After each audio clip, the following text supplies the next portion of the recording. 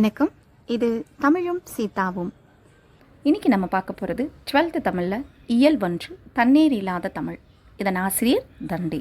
இதில் என்ன பாவகையைச் சேர்ந்தது? நேரிசை வெண்பா. இதில் அணி பொருள் வேற்றுமை அணி. இன்டீரியர் 1 மார்க்ஸ் அப்படின்னு பார்க்கும்போது அணி இலக்கணத்தை மட்டுமே கூறும் இலக்கண நூல்கள் அப்படின்னு கொஸ்டின் வைக்கலாம். தண்டி அலங்காரம், மாறன் அலங்காரம், குவளையானந்தம், இந்த 3 நூல்கள். இதை எப்படி ஞாபகம் வச்சுக்கிறதுனா, தண்டமா மாறன் குவளையை தூக்கிட்டு போனா அப்படின்னு ஞாபகம் வச்சுக்கோங்க. அணி இலக்கணத்தையும் கூறும் இலக்கண நூல்கள். ஸோ 2 விஷயம் இருக்குது இங்கே. அணி இலக்கணத்தை மட்டும் அப்படிங்கிறது இதை மட்டுமே சொல்கிறது, அணியை மட்டுமே சொல்கிறது.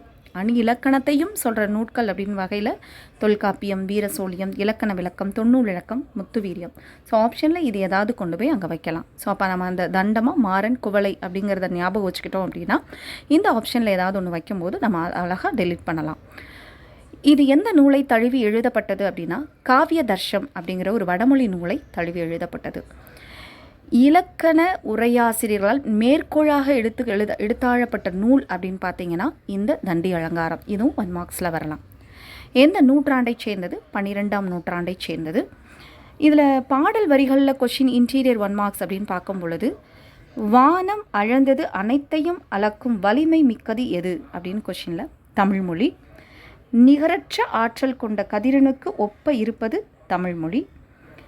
அணி இலக்கணத்தை கூறும் சிறப்பான நூல்களில் ஒன்று அப்படின்னு கேட்டாங்கனாலும் தண்டி அலங்காரம் அப்படிங்கிறது தான் நம்ம எழுதணும்.